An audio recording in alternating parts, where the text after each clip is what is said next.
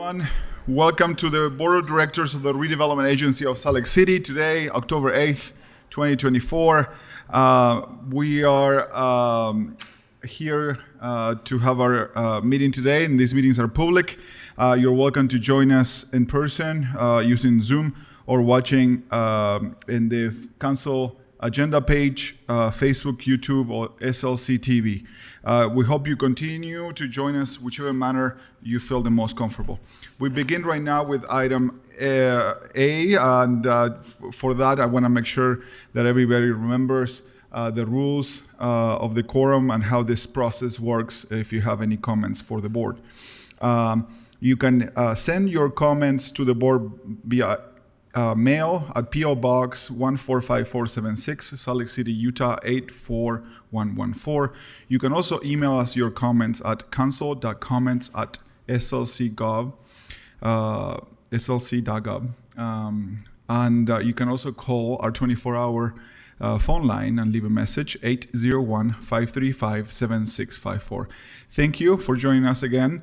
And before we start, some of the rules of the quorum here as a refresher for all of you. They're posted on the link, and they're also outside the door if you want to read them. And we are accepting comments in person and over Zoom. Scott Corpany from the staff will moderate our Zoom and will message you with any questions about your registration. If you would like to speak with our staff, please select Scott from the list of participants. You can also raise your hand in Zoom and they will contact you. Please make sure that you realize the staff online and here are handling a lot of tasks at the same time. So limit your messages to technical issues and minimal information updates. Taylor Hill and our staff will be calling those who wish to comment based on the order we have received the names. If you're in Zoom, when your name is being called, please unmute your microphone. We will now open our general comment period. Taylor, please start with our first comment. Thank you, Mr. Chair. It looks like we have two people registered to speak. The first will be Anthony Tobler, followed by Zach Scriven. Anthony, you may now unmute.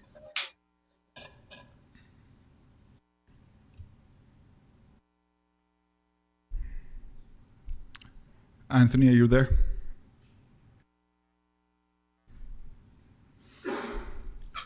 We will message with Anthony and move on to Zach Scriven, who's here in person.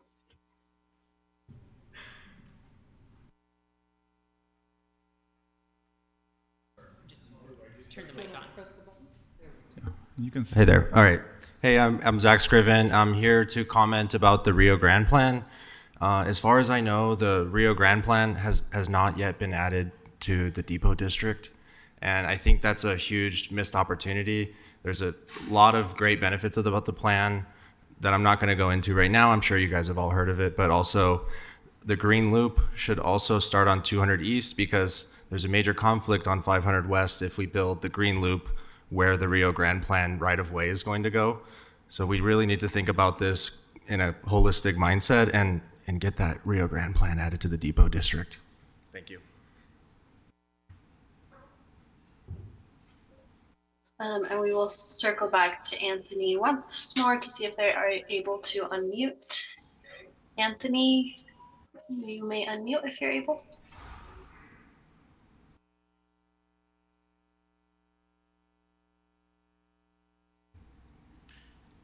It looks like they just sent written comments in the Zoom chat, so I will send those to council members.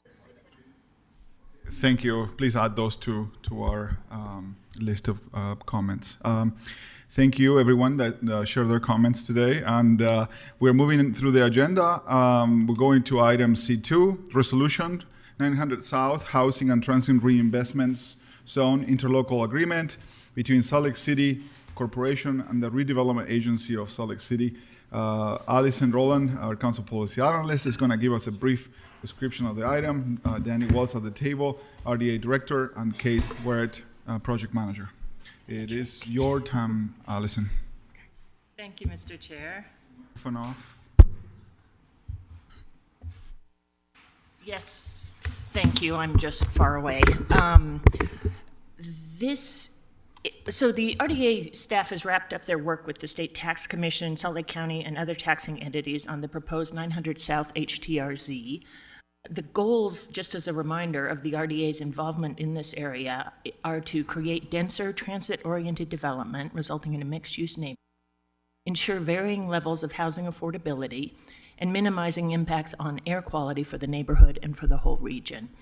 Today, you'll have the opportunity to vote as the board on the interlocal agreement between the RDA and Salt Lake City Corporation. On October 15th, in the formal meeting, you will vote on the same agreement, but from the point of view of the council. So you'll have to vote on this twice, but as two different bodies. I'll turn it over to RDA staff now. Thank you very much for that. I will be brief. You've heard a lot of this information before. I have a few slides, and I am happy to go into any more detail as needed. So let's go to the next slide, please, Taylor. So this is just the conditional approval that the HTRZ committee provided to the RDA. As a reminder, there were some conditions put on us that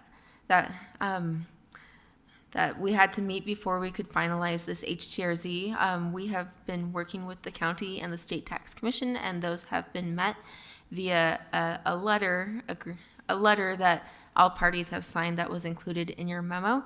It pretty much sums up some noticing requirements that we have that were put upon us that are actually now part of the code for future HTRZs. Let's go ahead and go to the next page. Great. So this is a summary of what is included in this HTRZ. It covers a lot of what is in our current Greenery District project area.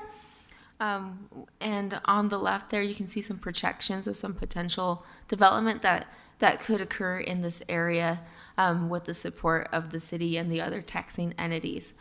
This funding is able to support both vertical and horizontal development within this area, and those blue parcels that are noted on the map, those are the parcels that are included within this HTRZ.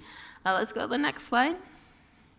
So for this interlocal agreement, the terms are agreed to by the HTRZ committee, which includes several of the different taxing entities and other state departments were included in the HTRZ committee. They reviewed the application that was submitted by the RDA and approved the terms, which are included in the interlocal agreement for your review and final approval.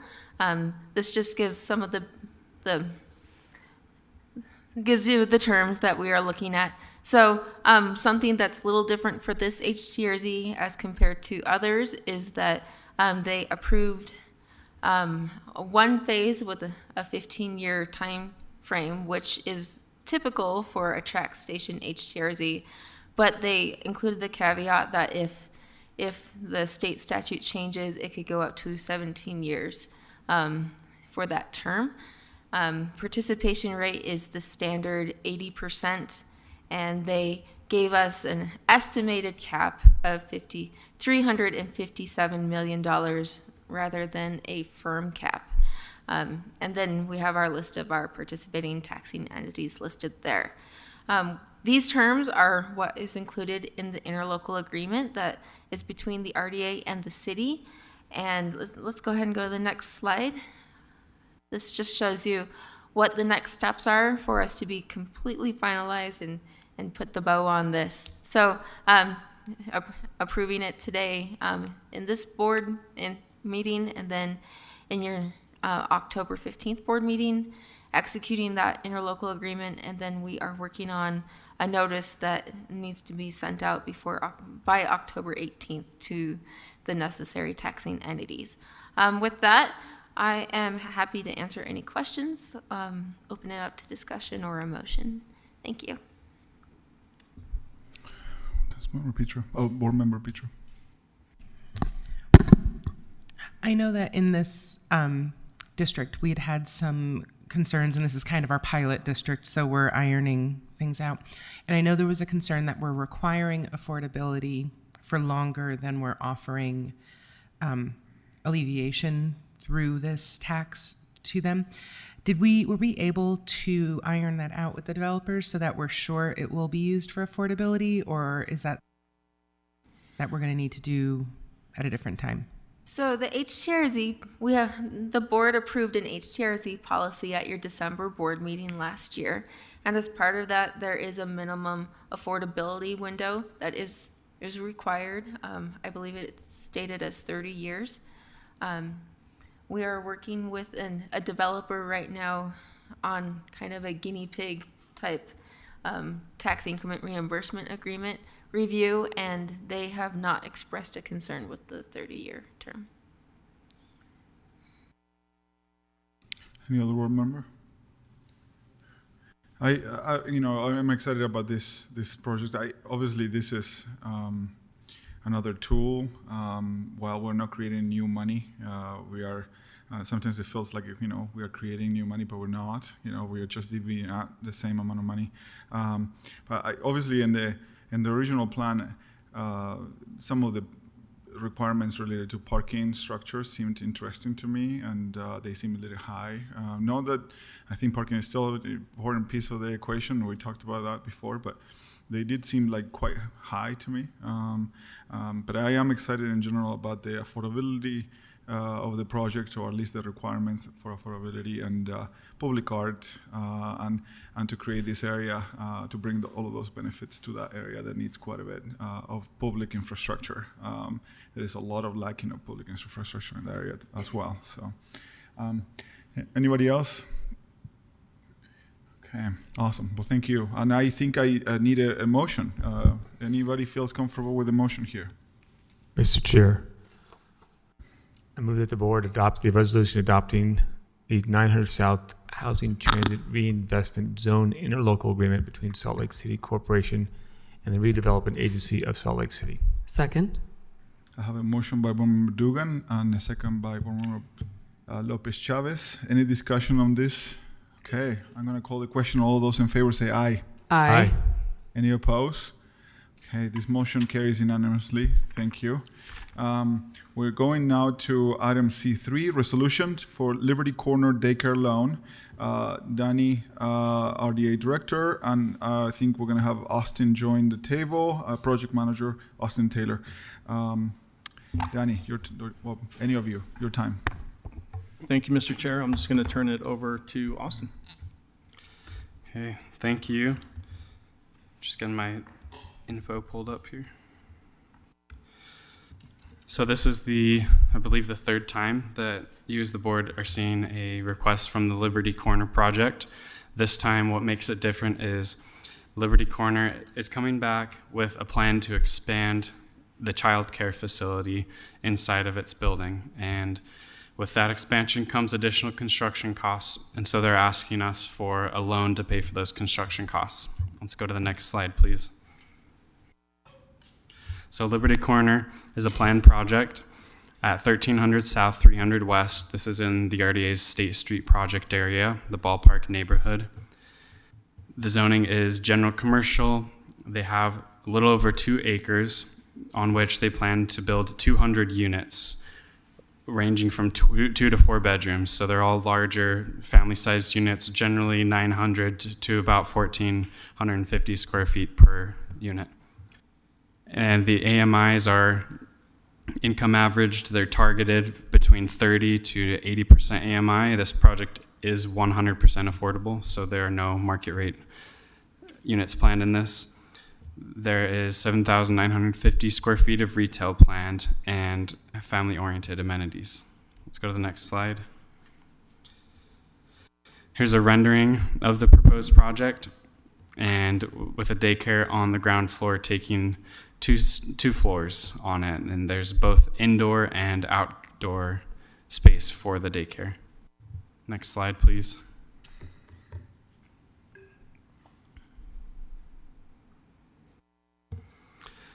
So here's a chart outlining the difference in what they were proposing last time you've seen this loan versus now.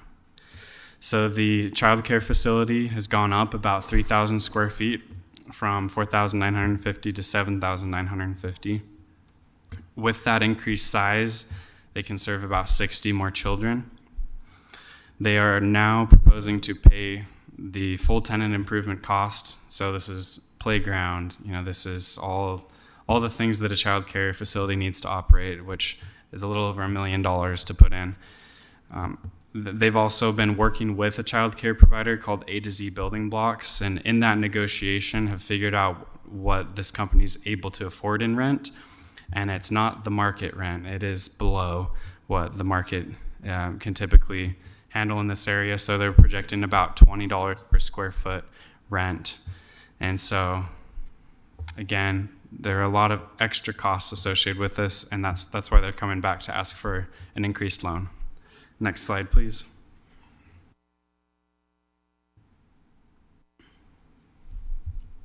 So here's the request in a simple form. So it's $1.6 million.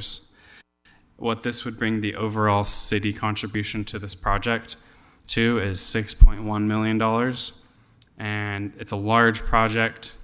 Because of that, we would be hitting about 4.8% loan to cost. And just as a rule of thumb, typically the RDA does not fund more than 10% loan to cost on its housing development loans. So we're still within that threshold.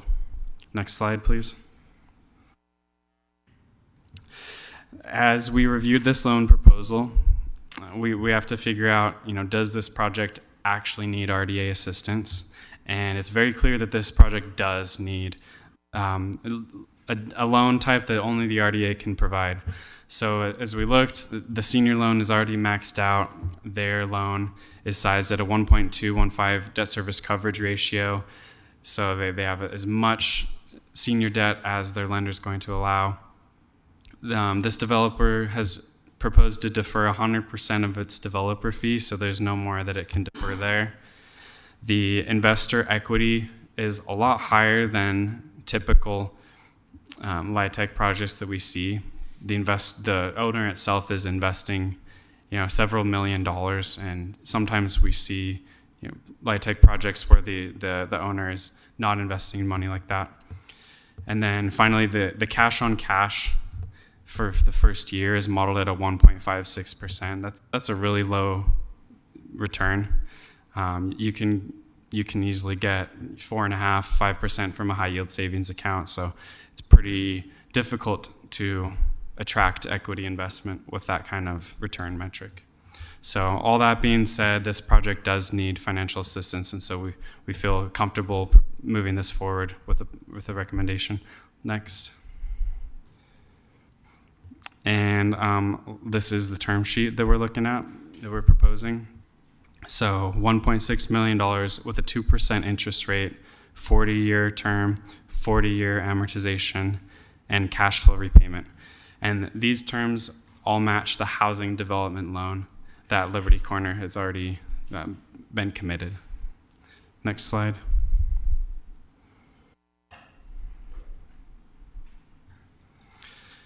And as a clarification, in the memo, we've indicated that this loan it's an RDA, it's a commercial loan application, but we're proposing to use housing development loan terms. And so here's what that difference provides the loan. If it were to use typical RDA loan terms, it would have a 5-year term, a 20-year amortization, hard repayment, and an interest rate of 4.66. If we're able to waive that and use housing development loan terms to match the other pots of money that this project is tapping into, then it could get a term of 40 years, amortization of 40 years, repayment through the cash flow, and an interest rate of 2%. And quite frankly, this is the only way that this project could afford more debt, is using these housing development loan terms. Next slide, please. And this is just, if you're interested, sources and uses. And I also have lists of the units and the projected rents and any other things. So let's go to the next slide. I think that's it. Oh, here's the conditions to close.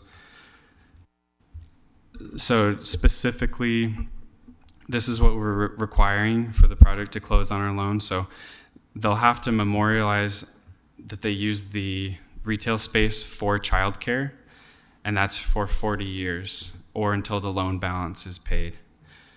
If they don't have childcare in that space, then the loan will go back to a typical RDA loan interest rate and term. So they'd have to repay it quicker, and they'd be paying an additional, a higher interest rate.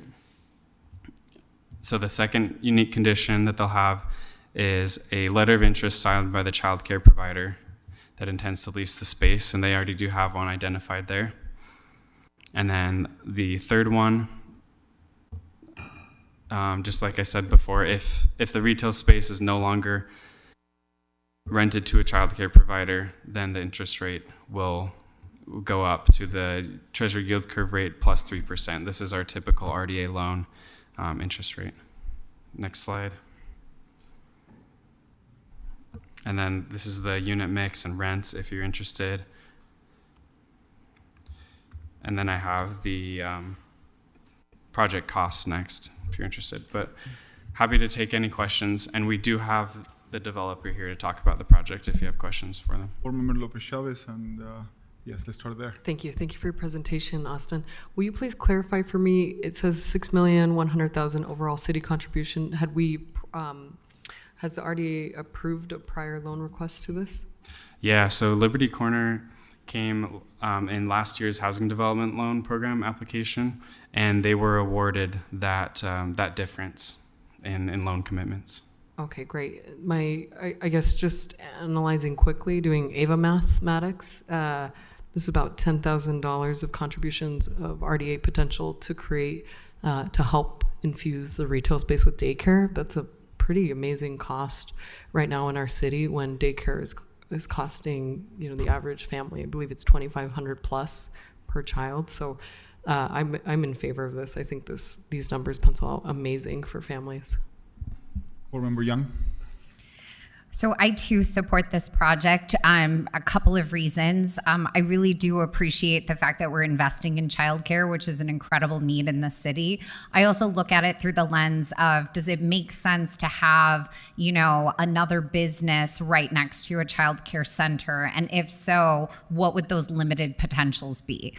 Because, you're not going to want to have, any retailer right next to a childcare. And so being able to maximize that space to host even 60 kids, I think makes a huge difference. I appreciate that you guys have taken the time to be able to put the restrictive use agreement and those conditions together. I think that makes a huge difference in terms of knowing that the investment reaches that intended outcome over time. And totally devoid of the actual proposal itself, I really appreciated how you presented this by comparing it to the previous efforts of the city to understanding what the new ask is. Super clear to me as a board member, and I just really appreciated it. Thanks. Yes, go ahead. Thank you very much, Austin. And I appreciate this program. And, we go back a couple years, we talked about affordable living, not just affordable housing, and childcare being one of the biggest barriers to affordable living, and having it downstairs, expanding it, and also I want to say consuming the whole area so that there's no other side business that can distract it. And I appreciate also the restrictions on if they break that lease on the childcare side.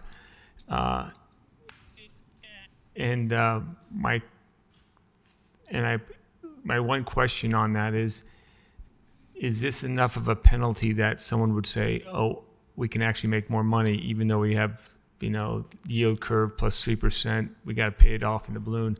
Is that a incentive to make sure that childcare stays there at the terms of the rental, which was $20 a square foot? Yeah, so I mean that's totally on a case by case basis and determined by what kind of rent they can get in this area.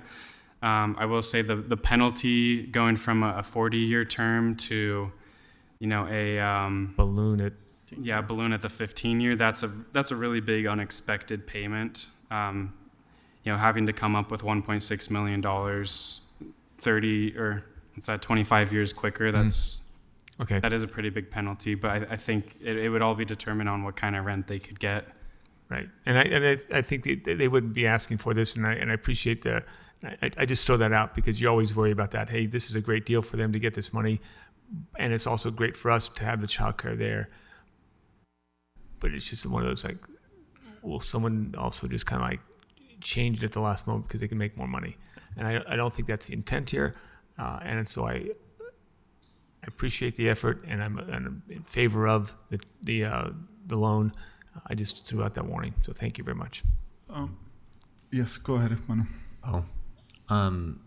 Well, so Austin, could you help me make sure I'm understanding the way I'm looking at this from broad strokes is that we're giving additional RDA support for this project because of the childcare portion, which I'm supportive of. I think that's great.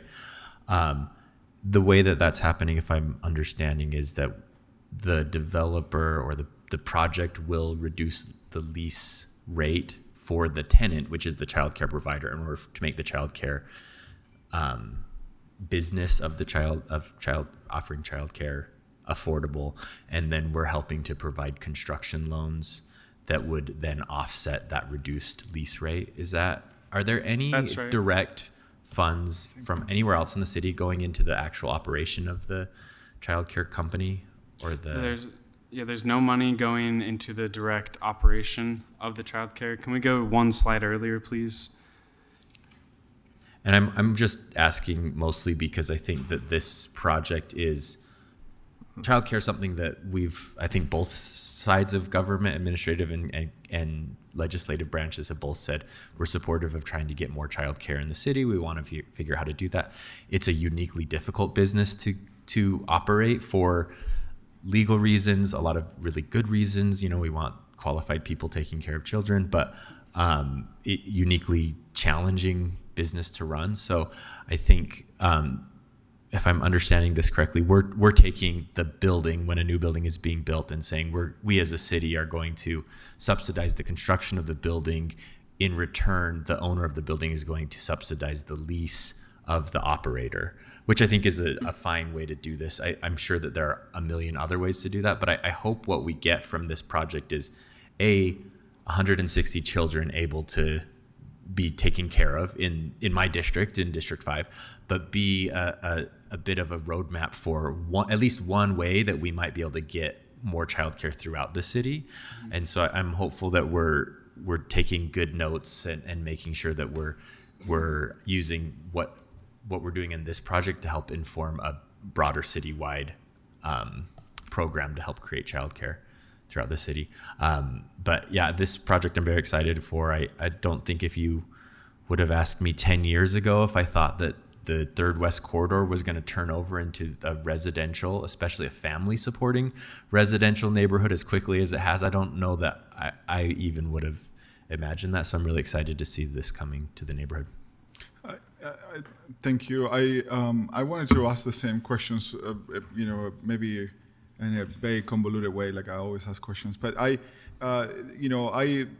value the need for more childcare, and I believe that this is a great project as it is right now. And I will be, if you ask me to vote and you force me to vote, I will probably vote in the affirmative.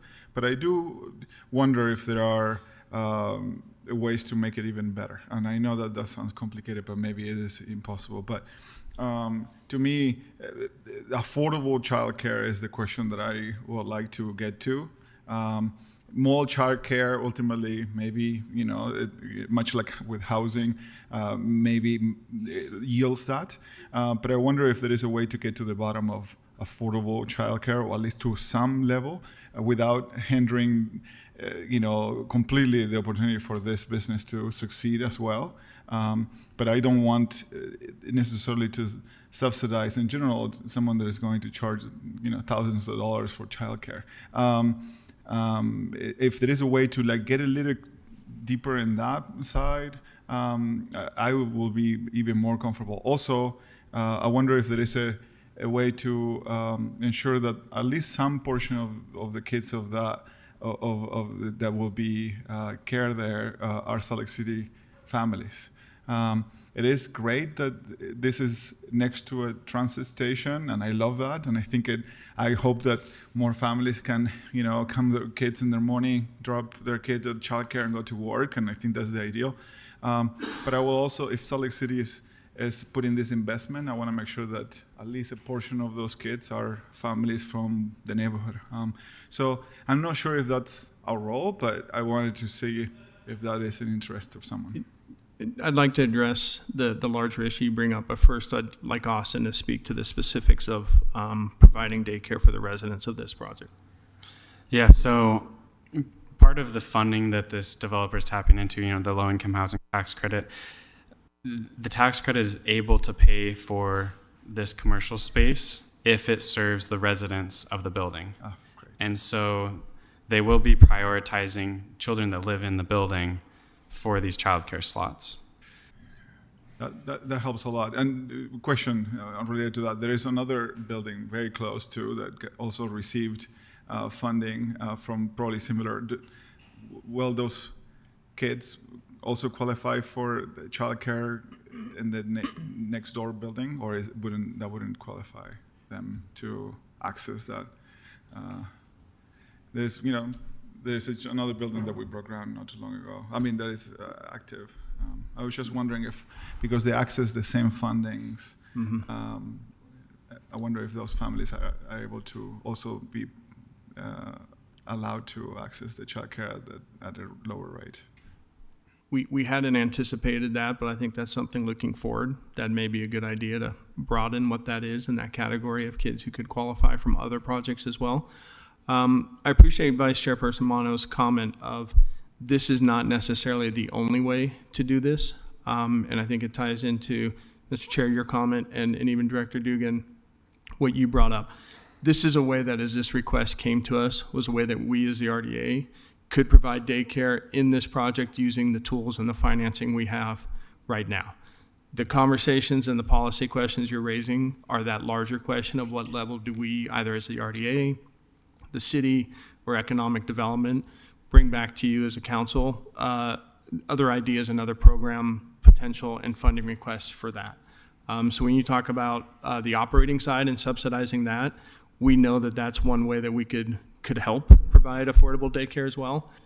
That is being looked at along with just how do we do this from the standpoint of increasing the supply, increasing the number of daycares, the kids that can be served, and what level is our role to try to make that affordable. So I think that's a much broader policy that both the mayor and you as the council have challenged multiple departments to try to bring you ideas. And so this is one way that we figured out how to do it in this project using the tools we have on hand so that we could get it done quickly. Yeah, and I don't want to any of these thoughts on one perfect be the enemy of good. This is a good project, and I love that we're bringing more options for childcare to our city and to a corner that is underutilized in all the ways that you can imagine. So I am very excited on what that's going to bring to the neighborhood. Any other thoughts? Okay, is anybody willing to make a motion? Sure. We don't have a motion. We don't have Yes. a motion. Do we need a motion though? Yeah. It's So- up to you if we need a motion. Yeah, Mr. Chair, I move that we approve the 900 South Housing and Transit Investment Zone, the Liberty Corner Daycare Loan of $1.6 million. Second. I have a motion by Board Member Dugan and a second by Board Member Mano. Any discussion? Okay, I'm gonna call the question. All of those in favor say aye. Aye. Any opposed? Okay, this motion carries. Mr. Chair? Yes? It's probably too late to ask this, but I wasn't sure if the developer was expecting to speak at this. Is that something that they're planning to, or they're just here for? Okay. I think, just here to answer questions if needed. Yeah. Let me, and if they want to, you okay? Okay. Okay, great, thanks. This motion carries 6-0 with Board Member Lopez Chavez absent. Thank you, I appreciate it. Thank you so much. Moving on to item C4, resolution RDA budget amendment number 1 for fiscal year 2024-2025. Ben Lutke, Council Policy Analyst, joining us on the table. Danny Walls staying on the table. Ben Lutke, your time to give us a brief description. Thank you. I wanted to remind the board that wearing your other hat as council members, last week when you talked about setting new priorities for the annual HUD grants, childcare was one of the high priorities. So that's another funding tool that could be used to increase capacity, so physical improvements, as well as the operating, subsidizing the operations of the same facilities. So multiple funding tools toward that same priority. It's a quick briefing on RDA budget amendment number 1, because there's only one item, and it's related to the loan that you just voted to approve. The item in budget amendment number 1 is the budget steps to implement the loan. So there's currently $500,000 available in the State Street project area's commercial assistance revolving loan fund. These funds are only for that project area. This is not coming from the separate RDA revolving loan program, which is available to any project area. So the $500,000 that's currently available in the State Street project area revolving loan fund is obviously not enough for the $1.6 million. This budget would transfer $1.2 million that is in a holding account, and it would make it available for this loan and for future loans. So the $500,000 plus the $1.2 million, it would be $1.7 million available. You just approved the $1.6 million for this loan, and there would be about $139,000 left for future loans in the State Street project area. The option to adopt this has to wait for the public hearing. So on your consent agenda later today is scheduling the public hearing as required by state law for the budget amendment at your next RDA meeting on November 12th. That's when you would be able to close the public hearing and adopt this budget so that the loan can be implemented. That's it from me. Thank you. Any questions? Any thoughts? Okay. Seems like we are okay. I appreciate the update, Ben. Moving on to, and we don't need an action on this item, so we're moving on to item C5, resolution, North Temple Urban Renewal Project Area Boundary Amendment. We're gonna have Ashley Ogden, Senior Project Manager for the RDA, joining on the table, and Wayne Mills, Senior Project Manager as well, joining us at the table.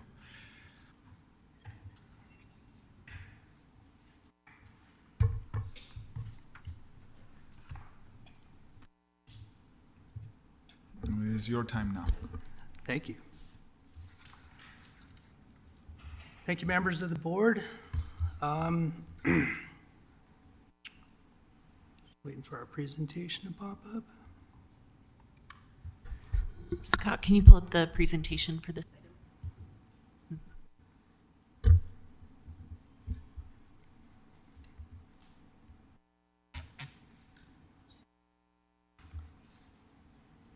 There we go. So we're bringing to a resolution that would amend the North Temple Urban Renewal Project Area Plan. More specifically, the purpose of the amendment is to modify the project area boundaries. Excuse me, next slide. During the 2024 legislative session, the state created the Utah Fair Park Area Investment and Restoration District, which we'll refer to as the Fair Park District. And according to the legislation, the purpose of creating the district is to focus resources on behalf of the state for development of a new major league sports team, stadium, and then to support development in the area for that stadium. Next slide. A portion of the new Fair Park District overlaps with the RDA's North Temple Urban Renewal Project Area, and the legislation requires the RDA to remove the overlapping portions from the project area by the end of this year. So we're coming up on that. Next slide. So just to provide a little brief overview of the North Temple project area, it was adopted in 2011 Tax increment trigger year was 2013, and it's set to expire in 2037. So we have a few more years left in this district or this project area to get things done. The purpose of the project area was to improve conditions and spur development along and near the North Temple Tracks corridor. Yeah, the project area is approximately 400 acres in size, includes around 414 parcels. Next slide. So due to the adopted state legislation, we're required to remove about half of the land area in this project area. Much of this area is currently tax exempt properties owned by the state and Pacific Corp / Rocky Mountain Power. And there are 4 privately owned properties that are being removed that are along Redwood Road in the intersection of North Temple. We don't know the budget impacts yet on this particular amendment. We've met with the tax commission and the county assessor to begin to the process of determining the new base property tax value, but we haven't gotten to the point yet where we can put together a new budget. We'll continue to work with those agencies and return to the board for approval of the new budget. So just at this point, we need to amend the boundaries to meet the state code requirements. So that's all that's in front of you today. Next slide. So to provide a little brief overview of the process, state code provides a fairly straightforward process for actually removing properties from a project area. It simply requires a resolution to be adopted by the RDA board and an ordinance to be adopted by the city council. Following the adoption of the resolution and the ordinance, we, staff, will provide notice of the approval as required by state law. And then after a 30-day notification period, the amendment will be finalized and complete. As for our next steps, I mentioned that we have a notice period and there'll be further coordination with the tax commission and the county assessor. And that once we create that new base tax value, we'll be able to develop our amended budget. And once that's done, we'll bring that back to the board for a review and adoption. At that point in time, after the adoption of the budget, we'll start developing our program for what we'll be doing in the district over the next few years. Next slide. That ends my presentation.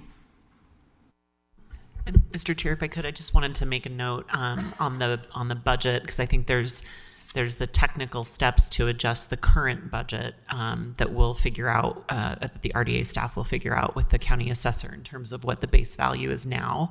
I just want to make sure that everyone understands that the budgetary impacts are probably greater in the future years. Even though the significant property is tax exempt currently, the thought is to develop that property to be a revenue producing property, which would take it into the taxable property status. But the fact that those properties would no longer be in the project area means that the Fair Park District captures that revenue instead of the RDA. So it's almost as important to think about future revenue that is foregone as it is to think about current revenue that is changed. So, because they're two kind of distinct things. Can I? Yes, go ahead. Make sure I'm understanding this, because right now we have a number of these parcels that are changing hands are tax exempt. So the RDA area is not losing any tax increment. Any current money from those. Any current money because they're tax exempt, except for the small private. And the utility is also tax exempt. Currently, yes. Currently, yes. Now the new project area, this land could be now taxable because it's not tax exempt anymore. Right. But that tax increment would last for 40 years. Is that, or how long would that tax increment until we would then see the benefits of all those taxes to us? I would have to remind myself of the legislation, And but I I said 40 think years, and I just should throw that number. I think it depends on what the Fair Park legislation agreements are, because that money, instead of being collected by the taxing entities, is instead diverted to the Fair Park District Board. Right, so the Fair Park District Board is getting not Gets the the tax taxing. increment, yes. But at the end of that time frame, that lease, is it? Authorities don't have expiration dates, if I'm correct. It's like the Inland Port Authority. It will remain in existence in perpetuity. It seems to me because should we be awarded a franchise from the MLB, the stadium will be a state asset as it's currently conceptualized, and the state fairgrounds remain a state asset as well. So it seems to me that there probably is enough prevailing state interest that this is not just an authority for the development period, but that also makes the development agreement that we have coming, any zoning concessions we make, and any future negotiations with that authority incredibly important, because we don't want to end up in a position like some of our counterpart towns where they agreed on a reimbursement basis for services to accept portions of their increment. A model like the interlocal at the Inland Port Authority is a much better option for us. But in order for us to really understand, we're going to have projections about how many residents are going to be there. You know, we're going to have to be able to conceptualize how many calls for service we'll get, how many miles or acres of plowable streets in the winter, right? Like, we're going to have so much more information than we have. But authorities don't have expiration dates. So it is possible our increment is diverted in perpetuity. Thank you. Just on top of that, because right now we also have the utility tax fees are not coming to the city. They're going to the Fair Park Authority, and that would also go into forever. So we'll hopefully have an interlocal that protects us.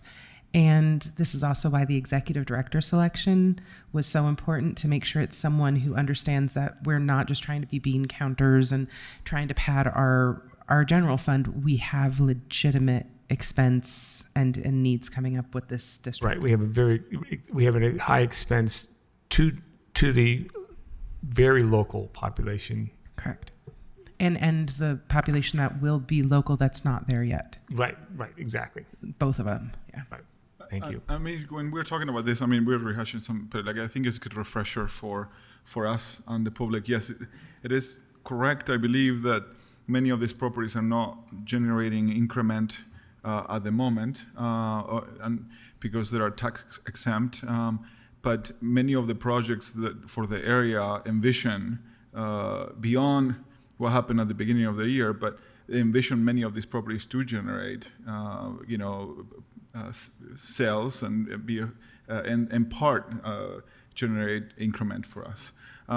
So yes, we're not losing as much right this moment, but the plans originally envisioned an area that was producing more increment. And my follow-up question to how this process works is beyond who gets the money now, who gets the increment, which is not going to be this board or the city, but who gets to decide what to do with the increment? Can you briefly tell me who gets to decide who gets to use this increment? And I think that will be a good refresher for everyone. I can answer that unless you guys want to. It's dictated by the law, and I'll look to Allison Parks, who maybe is more familiar with it. But I believe it's the board of the Fair Park District. So, and that's separate and distinct from the board of the Fair Park, which currently exists to operate the state fair. There's a Fair Park District board, which governs how this money will be collected and spent. So they get to decide what the future increment for this area generates. For maybe eternity, but the follow-up question to that is, how does the public get to influence this use? We have a current board member on this RDA board who might want to chime in with what you understand. But I understand that it's a public body that has to follow the Open and Public Meetings Act, and so the public keep watch on the Utah Public Notice website. I think that the meetings are advertised there. I don't know if. So I think that is an important piece to this whole equation. We're talking about some people minimize the impact of this to us, and they have told me this directly. They're saying, well, this is no money that you have right now. But beyond that, that we could talk about that and argue about it, to me is a matter about how does the public influence how that money is used. And the answer to that is that there is a meeting that is scheduled once a month, and we welcome everybody in the community to pay attention on what is decided in those meetings and chime in and to listen to how this board talks about our community and make sure that there is feedback. So I wasn't planning to go on this tangent, but obviously this is an important piece to my district. This district is, in part created in District 2 and then in part in District 1. So I feel very strongly about the community feedback to this project. Is there any action, any other thoughts? Can I ask, do RDA areas have to be contiguous? Do they have to be connected, or? I don't know about the current, like if we were to adopt a new community and reinvestment area, but this is an older urban renewal area and there was not a requirement for it to be contiguous. I've often advocated for us to, and in light of, as we were negotiating this, the one silver lining is that we could include the 1950 West North Temple stop, which I've often advocated to be an HTRZ, but for a variety of reasons, it's a slow roll and a difficult lift. But we are inadvertently creating an old style ghetto there. The number of concentrations of 30 to 60% AMI housing, there's no amenity for food. All schools are outside of it. We are replicating historic mistakes from Redwood Road to the 1950 West stop, more or less. The switch point people are a little further than that. But we have to stay vigilant if we're going to have that much concentrated affordability without allowing it to fall into historic disrepair and disenfranchisement. And so as we're looking for a way to amend this district, extending over to that area and really investing city attention, resources, and priority could be a good foundation to lay to make sure that we don't inadvertently create the projects.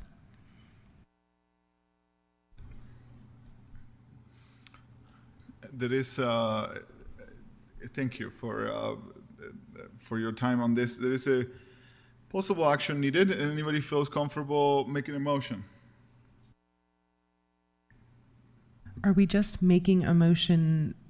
We don't have a map in front of us for the proposal. We can pull it up, back up on the slide. It would be a motion to amend the project area boundary, and I think this is one of those votes that I think you're compelled to take by state law by the end of the year.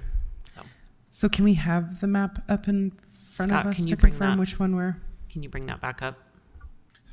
So as a reminder, this removes the properties that overlap between the district and the current RDA on North Temple, and whatever overlaps, it gets removed from the RDA. And we're exclusively removing with this. We're not adding. That's correct. If you could go to the next slide. Do we preserve our right to add later if we remove now? I'm getting a no from someone who I would expect knows. One of the things just to be aware of is that state legislation allows for a very simple process of removing. So that's the process that we chose because we're kind of bound by this end of the year situation. Adding property is similar process as creating a new, in this case, urban renewal project area. So we would need so we would have to get every stakeholder. Yes, the county and the school. Notification, working with the tax entities, et cetera. And maybe I will add my own comment to this so I don't put you on the spot, but maybe the other layers of government have not necessarily been the most friendly towards RDA. But you can wink 3 times. Everyone on blast. Wayne answered the question in terms of the process. I don't know what level of support we would have to reopen the North Temple project area and expand or modify the boundaries, but that's certainly something that if the board or the mayor wanted us to look at, we could, but as Wayne indicated, that would be similar to just starting the whole process of creating a new project area. And so it would be unlikely before the end of the year that we would be able to. It'd be incredibly unlikely. We wouldn't even hit the noticing requirements. But to this point, to your point, board member Petro, I know, in my understanding of RDA districts, they are a long process and sometimes very hard-fought processes.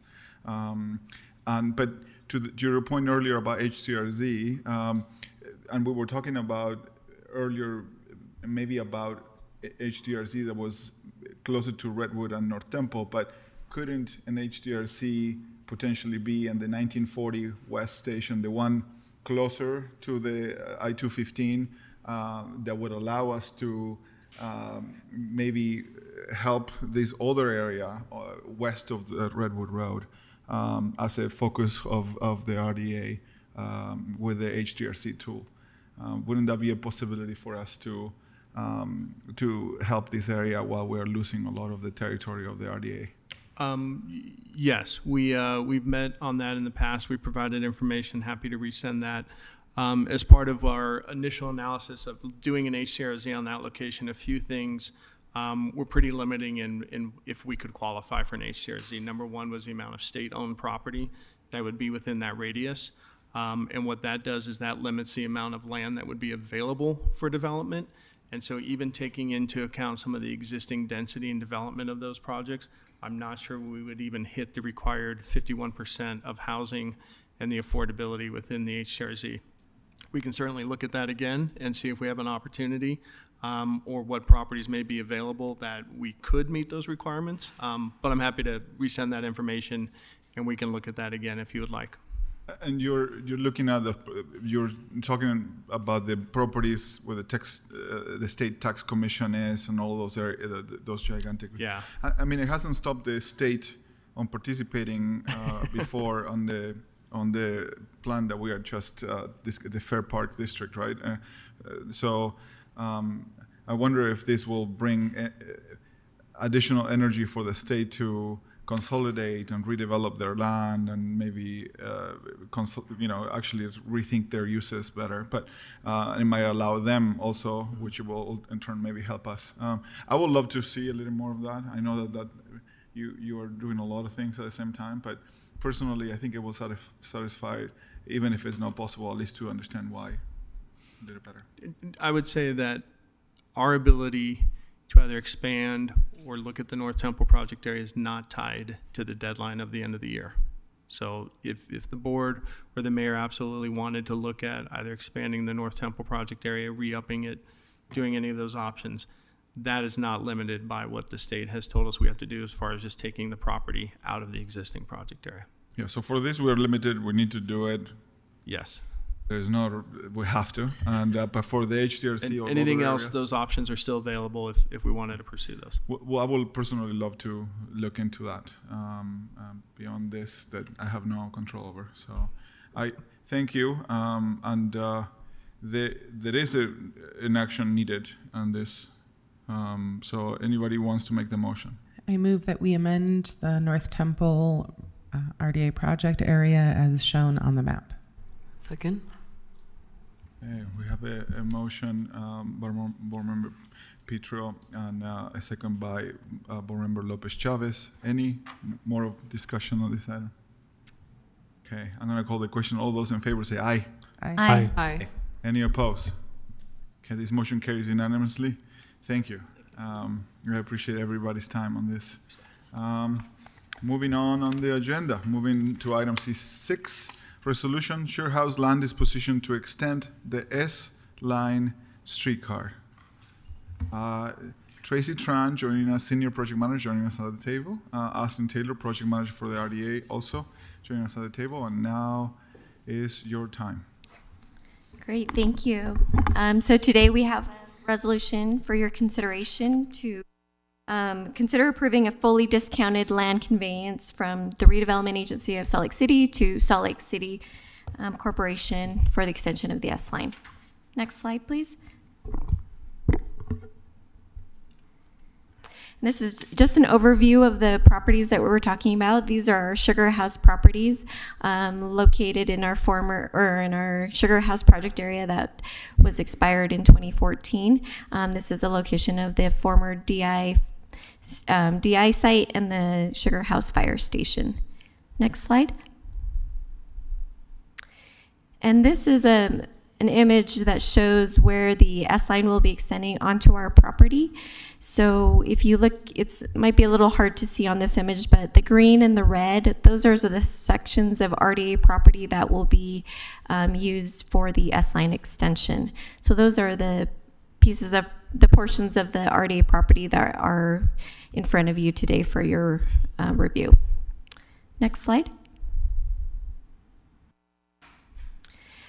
So just one thing I wanted to quickly note, in the memo, I said that these were tier 1 properties. This is actually a tier 2 property. So I reviewed this with our attorney to confirm that this is a tier 2 property. This is just in light of our RDA real property disposition policy. So in addition to that policy, we are looking at 14,000 square feet of RDA property that will be proposed to be transferred to Salt Lake City to extend the S-Line. This policy does not include a process for dispositions to Salt Lake City. So this is considered an exclusive negotiation for Salt Lake City for public use. Property discounts greater than 10% of appraised fair market value are subject to approval by the board. So this is why this is in front of you right now. And if the board approves the land discount, RDA will transfer portions of the existing parcel ownership to city right-of-way. And then one thing I wanted to note, we reviewed this back in April when we were in front of you about this project, but the existing Sugarmont Drive, that's just north of where our property is, the city is working on transferring that portion of property to RDA in exchange for this right-of-way. Next slide. So in terms of the next steps, Salt Lake City will work on the transfer of Sugarmont Plaza, as I just mentioned. There's a surplus property declaration, and City Council will set a public hearing to hear about that, turning Sugarmont over to the RDA. We are also working on completing the final plat to clean up the property lines, which is currently in the preliminary plat process. After all of this is done, Salt Lake City will be working on a lease to UTA to lease out the right-of-way space for the extension of the S-Line. And in addition to that, on our properties, we're looking at the demolition of buildings, rerouting of utilities, moving of the public services maintenance facilities, and drafting an RFP. Next slide. So in front of you today, for your consideration, we have a resolution for you to consider authorizing the fully discounted conveyance of the portions of RDA property to Salt Lake City for the extension of the S-Line. And we do have representatives with our partners from UTA and Transportation available for questions if there are any. Councilmember Young. Thank you. I just have one question, which is, as I look at the maps, which look great, hooray, thank you so much. There is always the question of Parley's Trail and how that is going to factor into being able to now have this S-Line extension with the closure of Sugarmont. Can you address that? Yes, that's a great question. So can we go back a couple slides? Oh, this is great. This one's fine too. So the Parley's Trail, so with all these property transfers, we're going to be cleaning up all of these through a plat process, and Parley's Trail will be maintained as its own separate parcel owned by the city. So it'll be its own dedicated parcel. Excellent. Thank you so much. Board Member Dugan. Thank you very much, and thank you for the presentation and staying with this slide here. A couple weeks ago, we did a tour of the area, and we walk down to that corner. It's in the upper left hand there where the orange hash marks are, where the rail line the S line will kind of bend to the south. And that is a big open plaza walkway area, and it's Salt Lake City property. And if you go one more slide. No, the other direction. Right there. So you see the apartment building right there. How close will the S line be to that apartment building and that walkway where the S line is? Just not the Parley's Trail, the S line, and the apartment building. Do we have because it seems like it's relatively close when I was standing there. That's a great question. I think Lynn Jacobs is online, if we can have him answer. And also Ethan Ray from UTA is here. I'm not sure if he's able to answer that.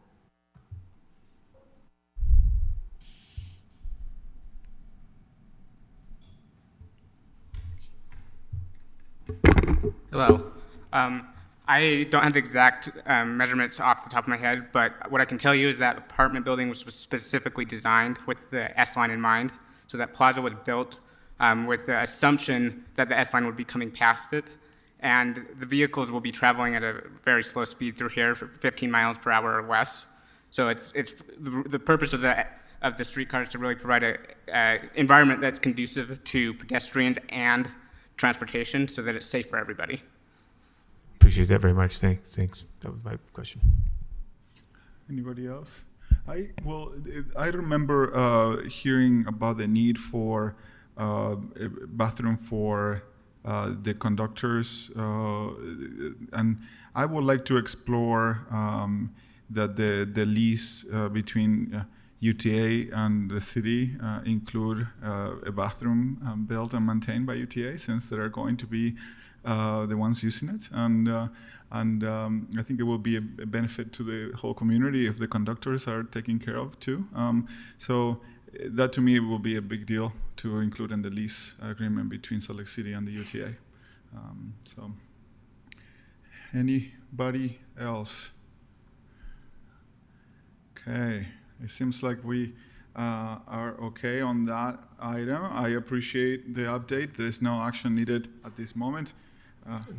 There is a resolution. You guys would like to authorize the resolution? Oh my God, yes, there is action. I jumped. Sorry. Mr. Chair, I'd like the board to authorize the fully discounted conveyance of portions of the RDA property to Salt Lake City for the extension of the S line. Second. I have a motion by Board Member Young and a second by Board Member Petro. Any discussion? Okay, I'm going to call the question. All those in favor say aye. Aye. Any opposed? Okay, this motion carries unanimously. Thank you. And moving on to item C7, informational item, wealth building notice of funding availability update. At the table, Alison Rowland, Council Policy Analyst, to give us a brief update.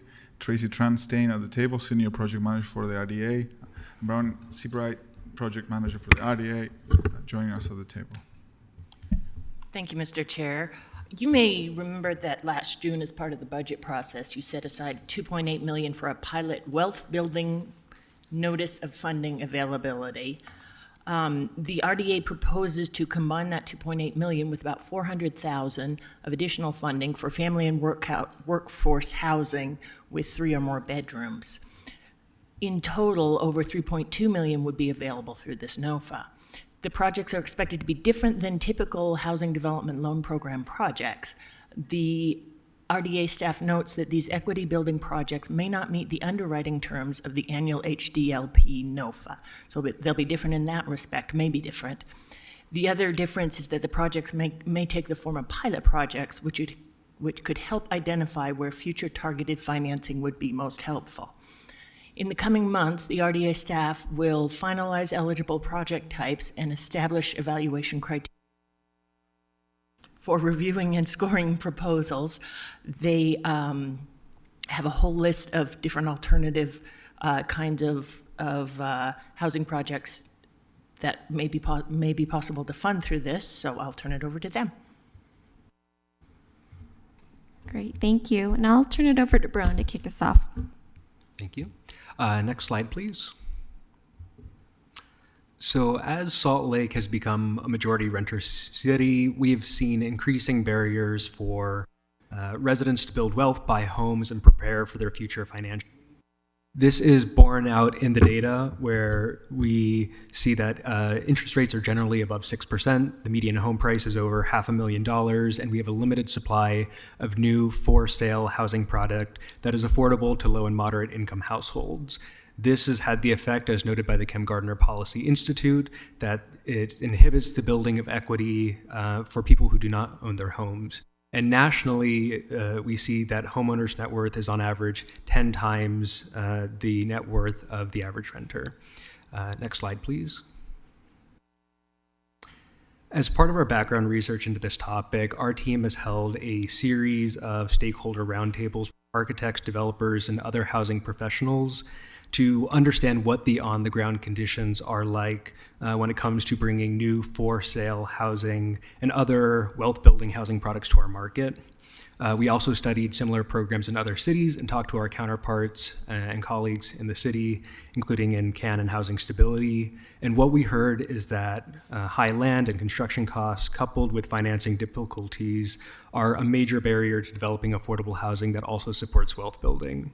And while there are a number of programs and projects that support residential wealth building at particular touch points at the home buying process or ownership process, there are many areas where the development of affordable wealth building housing faces obstacles without outside support. From this, we have developed a series of program goals for this, and that includes supporting new or existing affordable housing programs that bridge the wealth gap between renters and owners, supporting projects that may not meet the underwriting terms of the RDA's annual Housing Development Loan Program, NOFA, and supporting pilot programs that can demonstrate where future targeted funding could be successful. Next slide, please. So as Allison mentioned, in this past fiscal year, the board set aside about $2.8 million, and we're proposing to include the additional $400,000 from the school district in this wealth building NOFA. So this includes $2 million in the RDA Housing Development Loan Fund, and this amount of money will be available anywhere within Salt Lake City boundaries. We also have $835,000 of RDA West Side Community Initiative funds, and this will be available for projects west of I-15. And the third one would be about $417,000 of RDA school district required family housing. So these would have to be at least 3 or more bedrooms, and that can be spent anywhere within the city. In terms of the application process, the funds will be made available through a competitive process. So similar to our housing development loan program, we'll have a set schedule and then have a competitive process to be able to review all the applications. Can I really quick pop in just because we were talking about districts earlier, and one of the other silver linings of the Inland Port district and the way it was formed is that it carved out 10% of the tax increment for housing, and that's that West Side Community Initiative money, and that will grow over time as the Inland Port grows. So that was a policy decision that was made by the board early on when the Inland Port funds were identified, that it be directed towards wealth building on the west side. Chair. Go ahead. Can you describe to me the school district zone and why the fund is only $417,000? That seems really low. Yes, I might need Danny's help on the background of this, but this is a part of our agreement with the school district to set aside a certain amount of funds for housing, and I'll turn it over to Danny. It represents 10% of the tax increment we collect from the 9-line project area. Yeah. State Street. I'm being corrected.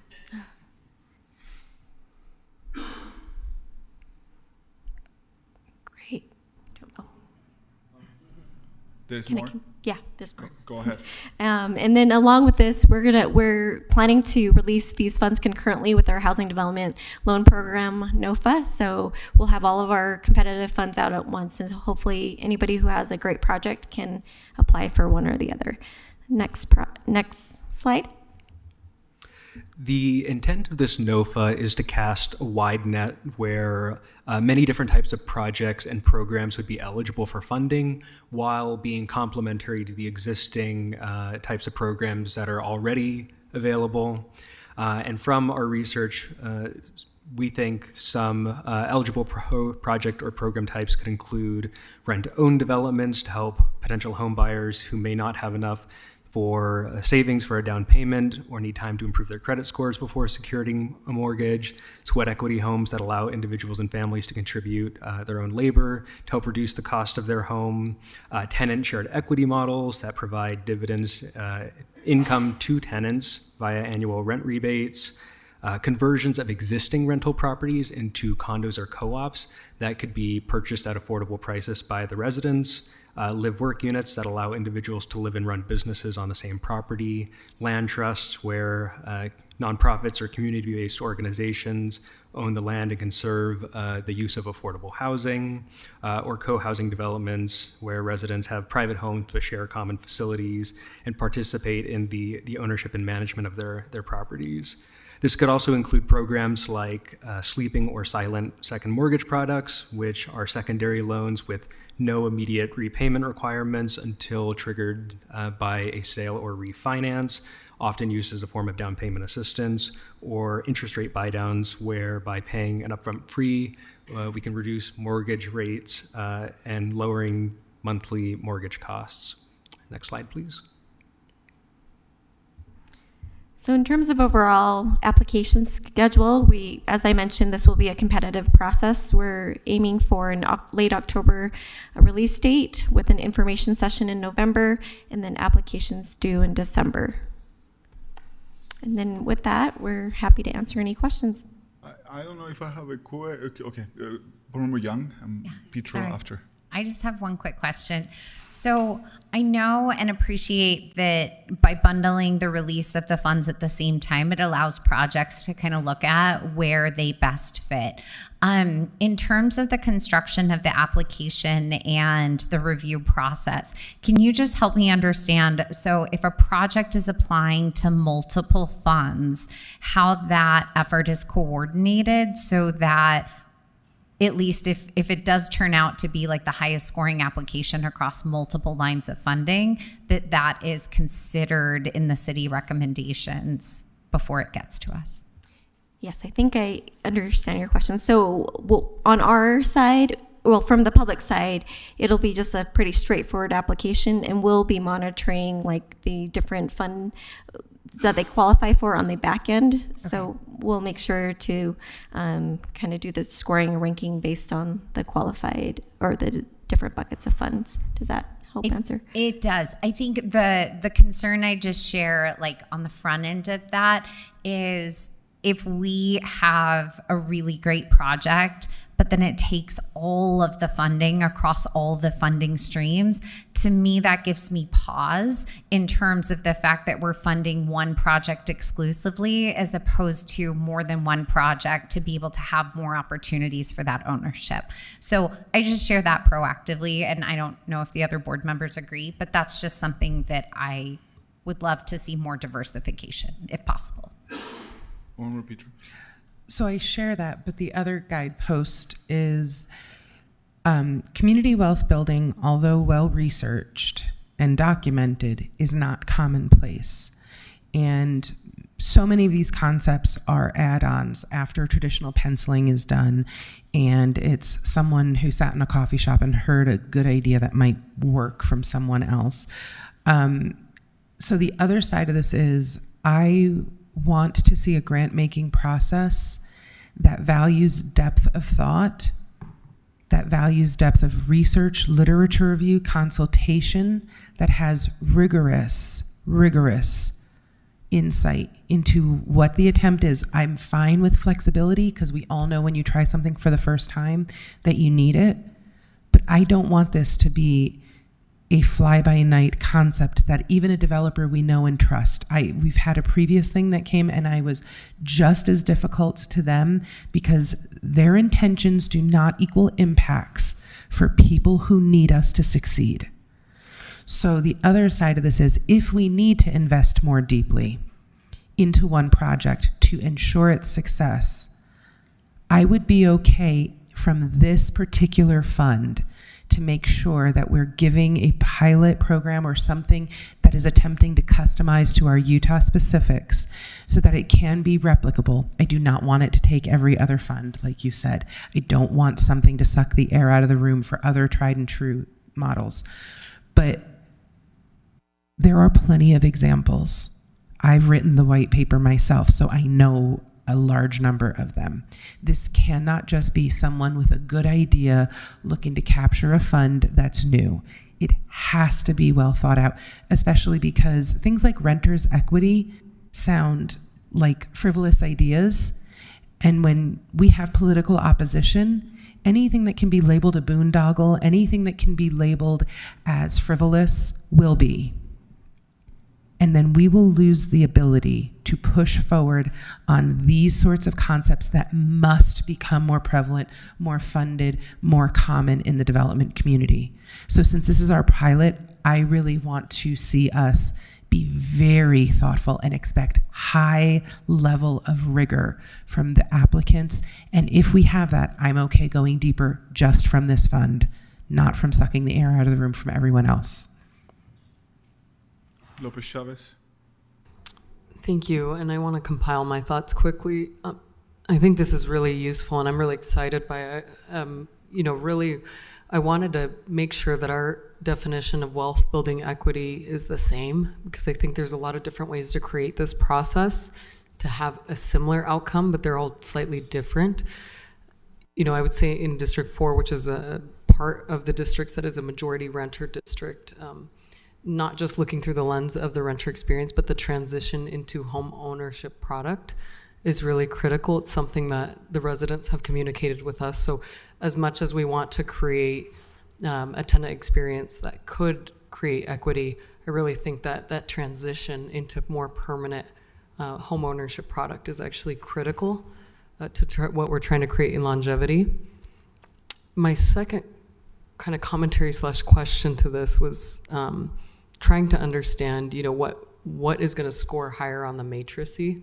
Again, I think making sure that we have a diverse ideal or thought of how we attempt to create equity and what that actually equates to. And I don't know if we can put a timeline to this or how we could accomplish it, but I see this still as a reaction to our consequences of our 2008 housing crisis and not having enough supply in our city.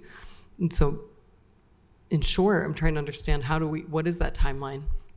While the valuation of land is significantly increasing, even though rates are going down, we still see consequentially a down payment being something that most people don't have to their avail.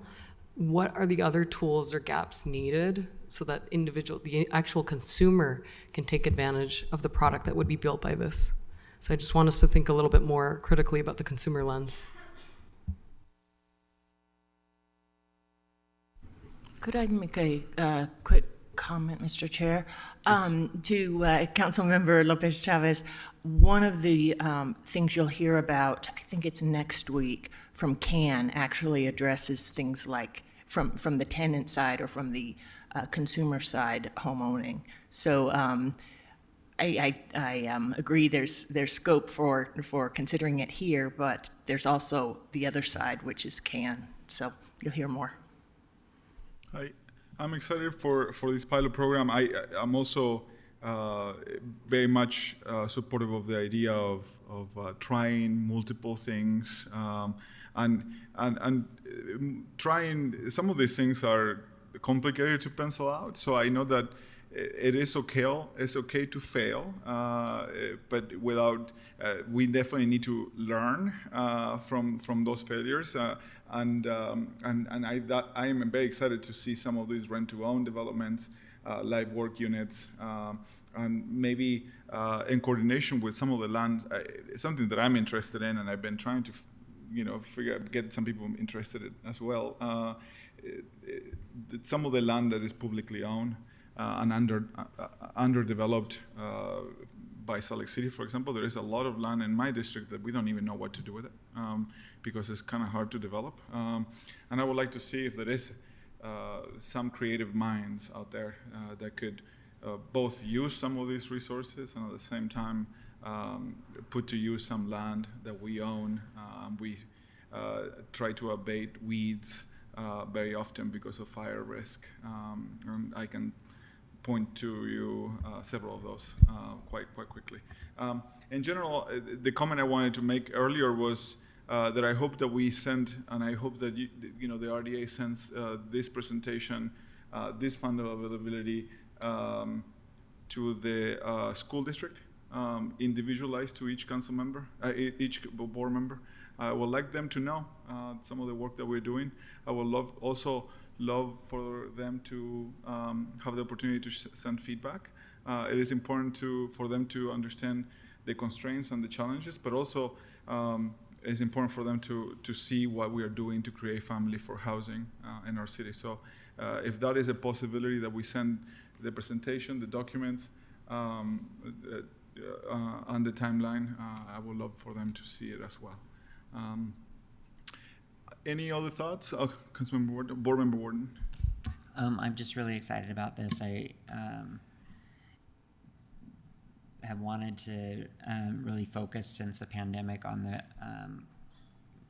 resources that we provide to renters, and I'm excited to see that this funding that we put aside has come to this point. So I would just agree with what Councilmember Pui said, that I think it's okay for us to try this, and if there are things that don't work and we need to make adjustments, then that's fine. But I think that it seems like there's been a lot of thought and careful consideration into this, and I'm excited to give it a try and move forward. Thank you. Thank you for the update. I appreciate everyone.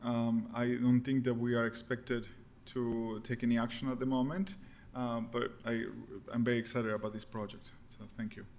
Moving on to item C8, report and announcements from the executive director. Don't see anybody looking at me, so I'm gonna assume that there is not announcements from that side. Reports and announcements from RDA staff. We have you at the table. Yes. Thank you, Mr. Chair. Just one quick update regarding our notice of funding availability for the ADUs. That NOFA closed. The RDA received 3 proposals in response to it. This program, as we anticipate, is trying to provide mortgage loans ranging from $100,000 to $200,000 per homeowner, with interest rates between 3% and 6%. The goal is to try to encourage the development of ADUs. So this NOFA received proposals from partners who we're going to review and hopefully can help us set up a program or determine what that program should be for the RDA. So we'll report back when we have more information, but just wanted the board to know that we did get 3 decent proposals. It's very exciting. It's very exciting. Anybody?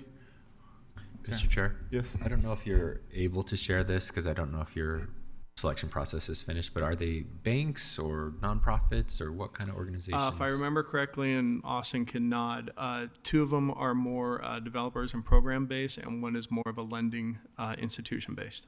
Interesting. Great. Thanks. Thanks. Okay. Thank you for that update. There is not written briefings, and we definitely need some consent, a motion for the consent agenda. We have a motion by Board Member Wharton and a second by Board Member Dugan. Any discussion? All of those in favor say aye. Aye. Aye. Any opposed? This motion carries unanimously, and we have an adjourned meeting. Thank you everyone for participating today. Let's reconvene at 3:45 as the council. Thank you. 45.